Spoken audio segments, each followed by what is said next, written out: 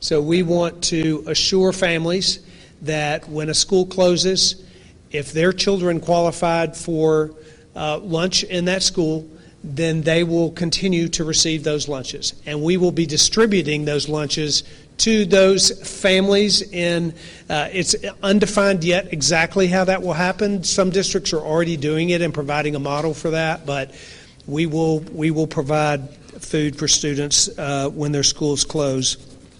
And then other changes that occur as a result of school closures we'll be looking at in the days ahead. The most important thing was to get the schools closed and to make sure the students were fed, and then we'll begin to look at next steps regarding all that needs to be done because of closing schools. And let me just say one thing here about school closures and about the need for Tennesseans to engage in their communities.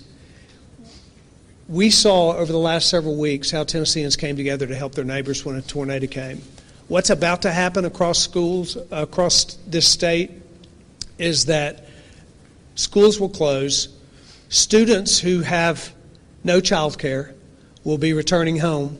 Parents who have jobs that will require them to be out of the home will be facing dilemmas, and hardships for families will immediately take place when schools close.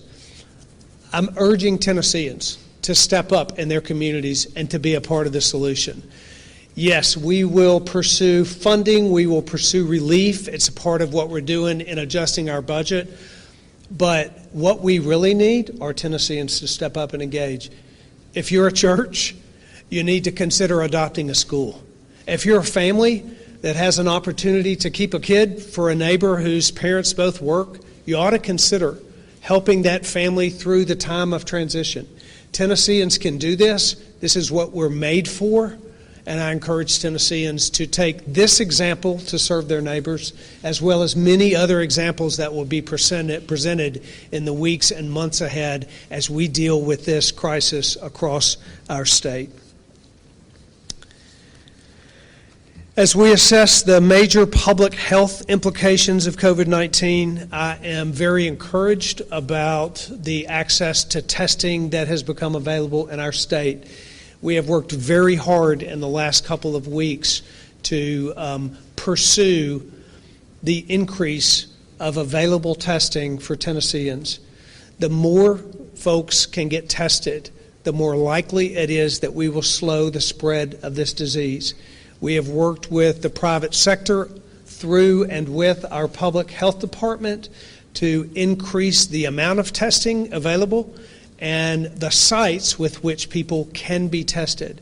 So there's a lot of talk about drive-through testing, and that looks different in different locations, but what we're really talking about is remote testing that provides access for people who otherwise would have to go into a hospital or a health facility to be tested.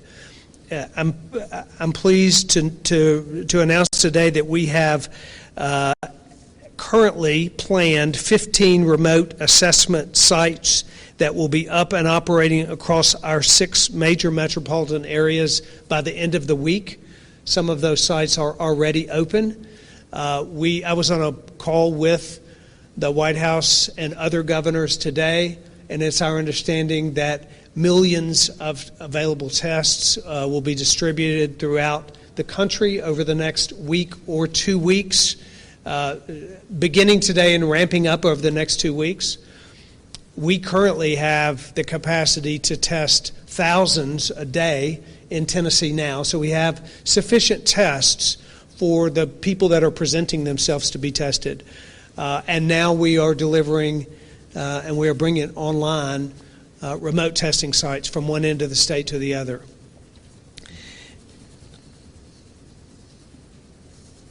While testing capacity has expanded, however, and while we know that we have sufficient testing to meet the needs of the folks that present today, I want to call on the healthcare community broadly to be a part of this effort that we believe is so important to get people tested across Tennessee.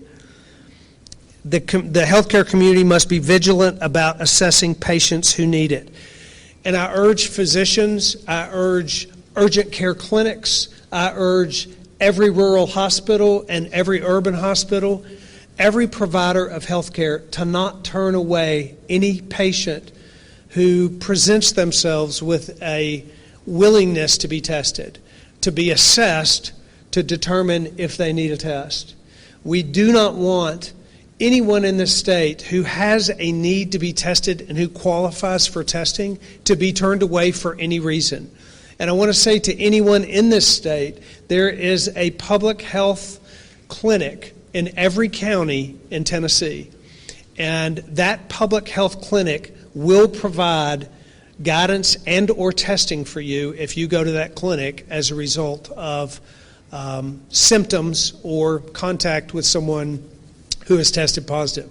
Now, it's important to say that everyone in Tennessee doesn't need to get a test. And we don't need to go flood the system if we do not have any reason to really legitimately believe that we have symptoms or that we have been in close contact with someone who does have the virus. But if those things are true, you should, number one, call your healthcare provider, call your doctor. Let your doctor advise you on the quickest way to get that test done. Call the local clinic in your area or call the public health department in your county, and you will get a test. And let me say this as well. Let every Tennessean know that we don't want anything to hinder them from access to testing. If you are uninsured, you can present at any public health facility in the state of Tennessee, in any county, and you'll receive COVID-19 testing at no cost if you qualify for testing. So we don't want there to be any reason that people who need to be tested do not get tested, or that there is a bottleneck that keeps them from being tested. This will be important for the healthcare community to remember. It'll be important for Tennesseans to remember, and we're going to work hard to make sure that if people believe they need to be tested, they will be. I want to shift from mitigation efforts before I let Dr. Piercy speak, and then of course we'll have questions. But I want to address the announcement that was made earlier that the legislature will be acting on our accelerated budget presentation. So we have an obligation to pass a balanced budget. In fact, in part, in order for us to have the funds necessary to provide relief for those who will need it most over the next few months. To that end, our administration will present a budget in the next 2 days. We are working around the clock right now to adjust the budget that we presented earlier in the year. We certainly know that the economic conditions have changed dramatically in the last few days. Forecasts for growth, forecasts for the future economy of our country have changed dramatically. And therefore, we have a responsibility to adjust as well in state government. So we are making those adjustments. We are assessing those forecasts, and we will be presenting an updated budget in the next couple of days. The goal is to have that done by Wednesday so the legislature can review that budget and pass a balanced budget according to our state constitution. That will be important, as I said earlier, to provide not only for funding state government, but for funding the relief efforts that we see that will be coming in the future. We are encouraged about the efforts that we have made and about the progress that's being made and about our partnership with the private sector providers that are providing remote testing. We're encouraged by the way Tennesseans are coming together to address this challenge, but we have much before us. And we will be talking about all that is before us on a regular basis. As I said, we'll have briefings every day for at least the next 4 days. and then into the future. I want Dr. Piercy to make a few comments as the head of our Department of Health, and then we'll open it up in a few minutes for further questions. Dr. Piercy. Thank you, Governor Lee. I appreciate the information about testing, and I wanted to add a little more detail to that. As you have heard already, the more tests we have, the more positives we will get. Don't let that alarm you. Just know that that's coming.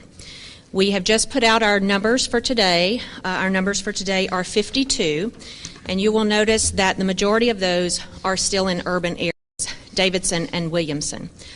That does not mean that the rural parts and other urban parts of our state can slack off in any manner in social distancing. I do want to applaud both Metro Nashville as well as the health systems in Nashville for the swift and thorough response they have had over the last few days as this case count has grown in these areas.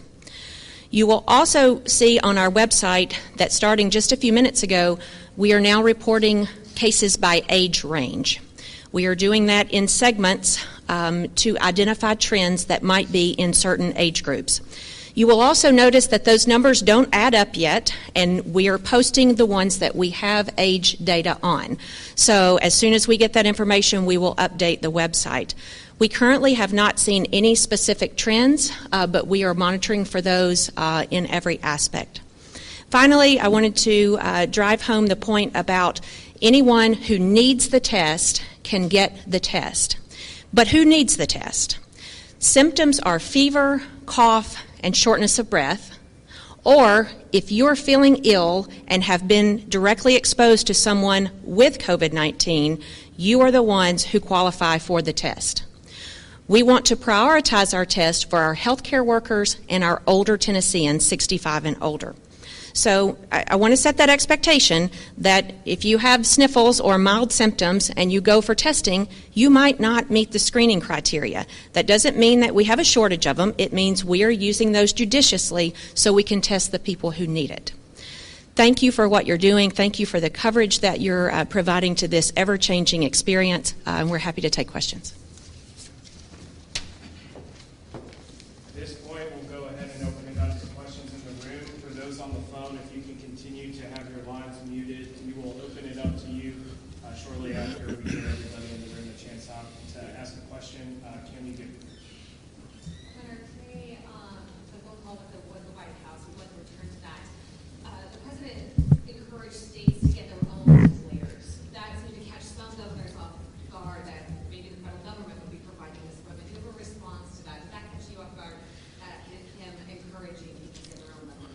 Well, we've actually been pursuing ventilators ourselves. We're going to pursue every effort, and we've set up a place in our office to be in constant communication with the federal government for any funding, any relief that they provide, and that changes daily. So we're accessing that constantly, but we started weeks ago planning for this coming to our state, recognizing that there may be shortages, there may be difficulties, there may be a need to pursue equipment like ventilators, and we've actually worked together with our private providers. Dr. Long, who represents the Tennessee Hospital Association, is on our task force, but she also has been meeting regularly with us about how it is that individual hospitals can pursue equipment. We've also tasked our Tennessee Emergency Management Agency, TEMA, with pursuing personal protective equipment and masks and all the types of equipment that will be necessary to do more testing and to provide adequate care for those who may contract the disease. TEMA is working with us for procurement of that as well. So there's a number of agencies and organizations that we began working together to procure that which is needed. Yes, sir, Andy. Governor, in terms of the emergency order that allows for temporary facilities and such,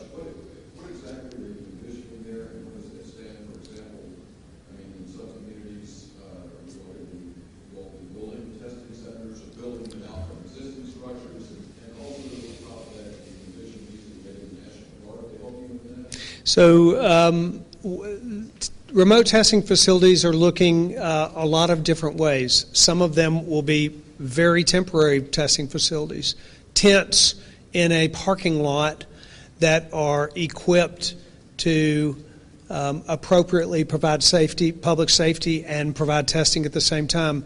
However, many of our private providers are actually employing facilities, brick and mortar facilities, a walk-in space that may be an existing facility that they've procured for this use, but it will be dedicated entirely to COVID-19 testing, and anywhere in between. But the point is that there will be remote specifically designated for testing and equipped as such, either from the Department of Health or from private providers. And yes, we have talked with the National Guard and are having our conversation, our National Guard have conversations with those private providers to provide assistance if necessary. We also have medical personnel within the National Guard that we want to utilize as these testing centers ramp up. I have two questions for you. The first one, going back to education, the Tennessee Education Association is calling for the administration to cancel all Tennessee ready testing. They don't believe the teachers or the parents are going to be, the teachers or the students are going to be ready. Thoughts about that? I mean, is that something you're considering at this point? Well, what I said earlier was today we announced closures because that's the most urgent need. And we announced our strategy for food distribution because that is an immediate and urgent need. But there are a number of things that will have to be addressed. Testing, assessments, minimum day requirements.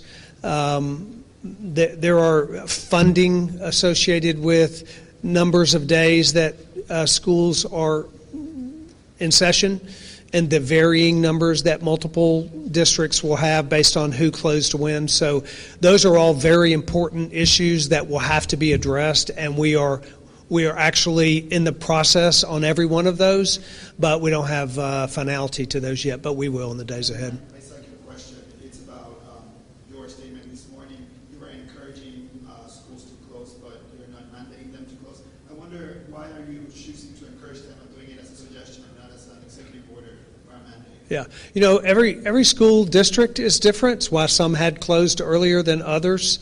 There are varying circumstances in industries, school districts, counties, regions, and statewide mandates are not as effective as encouraging behavior. I mean, Tennesseans are going to have to come together to make this happen. They're not going to come together because we force behavior in every household, right?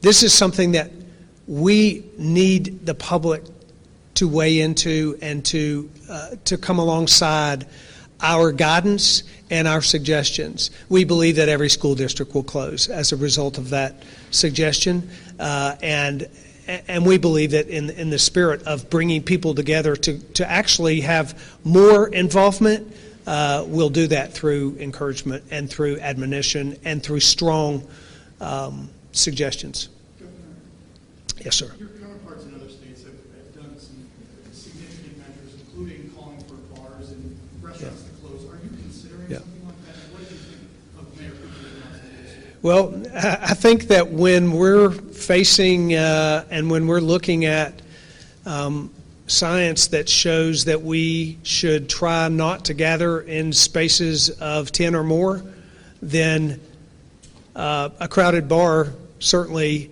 is not a good idea. It should not be something that people pursue. Tennesseans don't need to be going to bars that are filled with people and that put folks in close proximity. And so I would suggest the very same thing to any environment that is going to put people in close proximity that's not crucial. And then quick follow-up, does the state have any projections whether how many people might be, tested positive or infected by this, and have there been any fatalities that we know of yet? Dr. Piercy, or either, yes. Do either of you have information, ways to answer that question? I don't have that data, so if you do.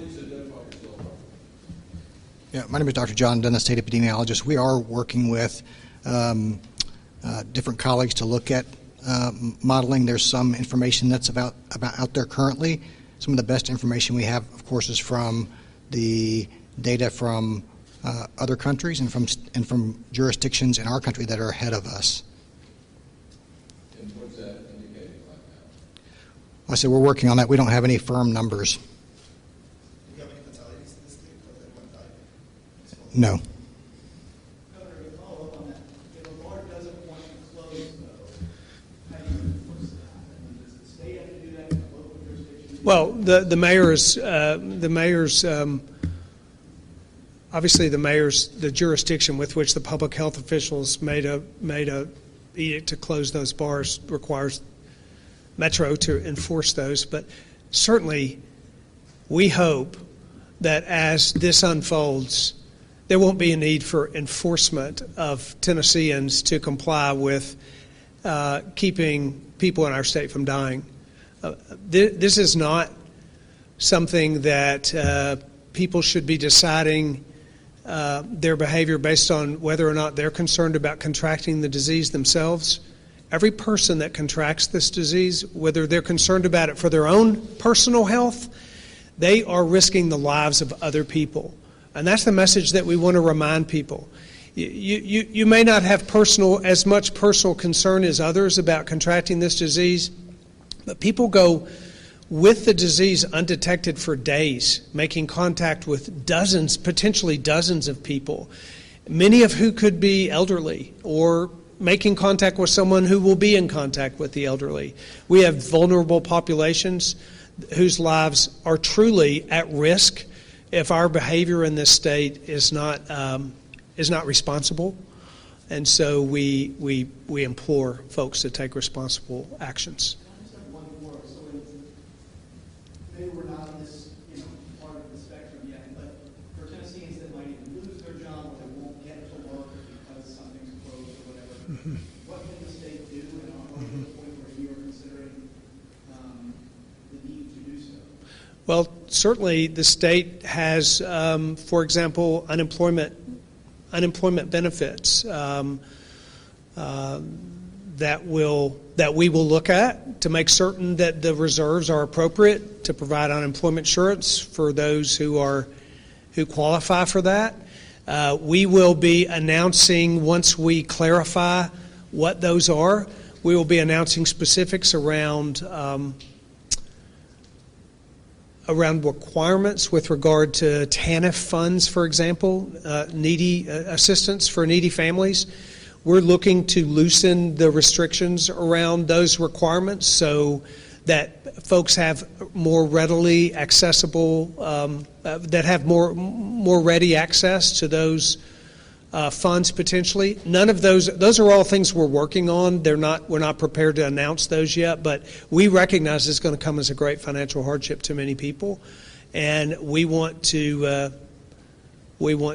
develop opportunities to help provide relief for Tennesseans of all sorts, not just medical, but also financial. And recognizing, of course, there's a limit to what the government can do. It's one of the reasons that we call upon Tennesseans to assist their neighbors where they can. It'll require effort for all of us. Governor, how long do you feel like, once the legislature recesses, how long will they be out? And will they be declaring sunny by or just taking a break? Yeah, those are questions that the legislature, the General Assembly, will decide, and their speakers. Our role in that is to provide a budget so that they can then make decisions about how quickly they can act on that budget and what the subsequent subsequent meeting looks like. Yes, ma'am. But we don't know how many days. Let me yeah.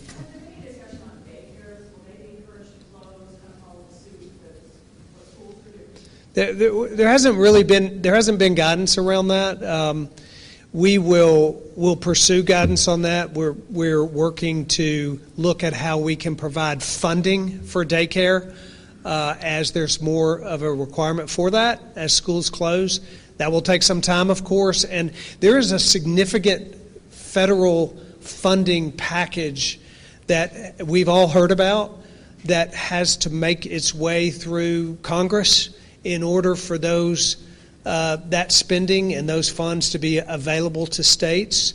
We believe there will be significant relief from federal government, anywhere from TennCare dollars to TANF dollars, but it's not clear what those numbers will look like, but we're staying in constant contact to make sure we know what those are. You want At to? this point, we're going to open it up to folks on the phone. If I could remind you to please state your name and your outlet before asking your question, and then as well for our speakers to restate the question before answering.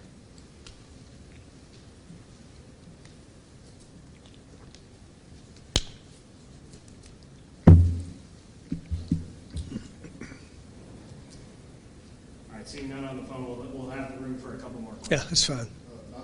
How about some who haven't asked yet? Yes.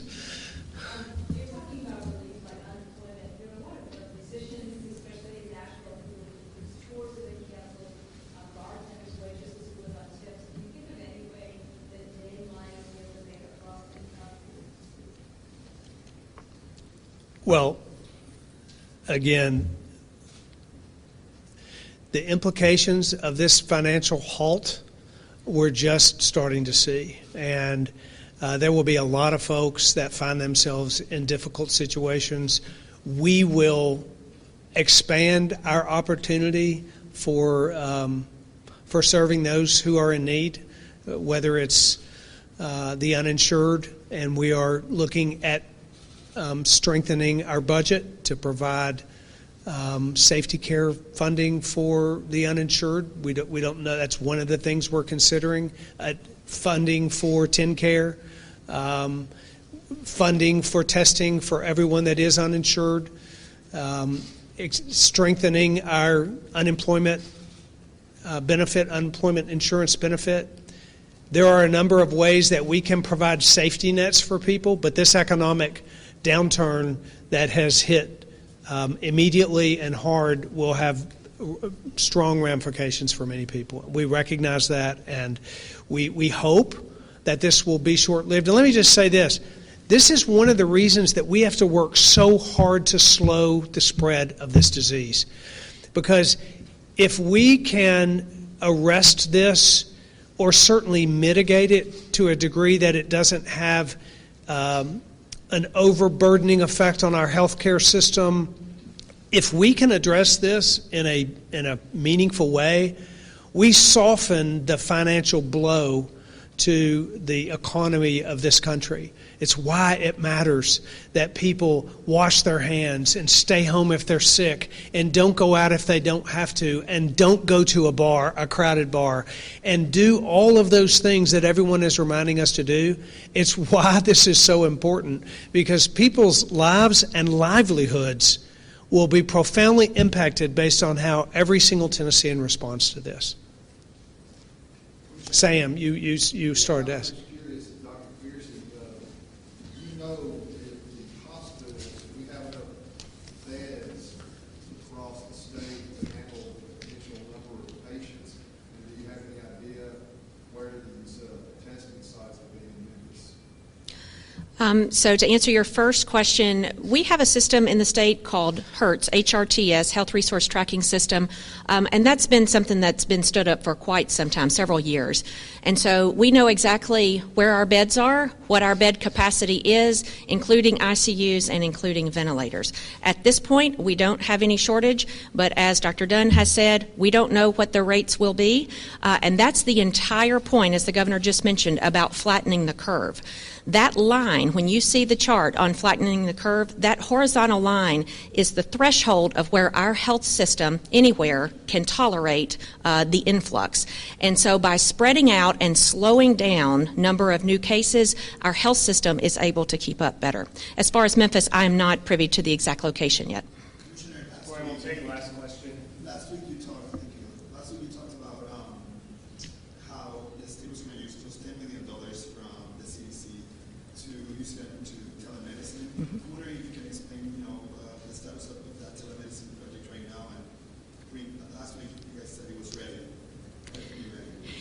Yes, thank you. We are awaiting continued guidance from from our federal partners about that $10 million that's coming through the CDC. That will also be supplemented by the $8.3 billion package that's currently being considered and ultimately approved. So telehealth is a really important component of that because not only does that increase access, but it keeps people in their homes and away from others during this very crucial time. So as has been mentioned, we've got lots of things coming at us right now, but that one is certainly high on our priority list. We would like to have something by the first of the week. Just one final question. I'm clear on the remote side, 50 across the state. They will be help winning. Well, do you want to address some are up? If I'm remembering correctly, I know we have 11 operational today, and then plans in the next 3 to 5 days to stand up more. And then even beyond that 15, we've got partners working on those as needed. You know, as you can imagine, we don't want to deploy resources before we need them, but we want to make access points available. And this they will take, each remote site is going to be a little different from the number of people they can test, but I presume they're going to be in population centers across Tennessee. Yes, sir. That's why most of them are in the metro areas right now. That does not mean that we don't need them in the rural areas, but right now that's where the population is, and that's statistically where we're most likely to find cases. We're also talking with our EMA partners about how to address testing in rural areas if and when that becomes an issue. Thank you, everyone. Let me just make a closing remark. Thank you for being here today. We will do this every day. We want information to flow as rapidly as possible, and we believe that the more Tennesseans are reminded of their individual role, the more likely it is that we can slow the spread of this disease. People's lives are depending on it, and their livelihoods are depending on it, and I believe Tennesseans can do that. I encourage Tennesseans as well.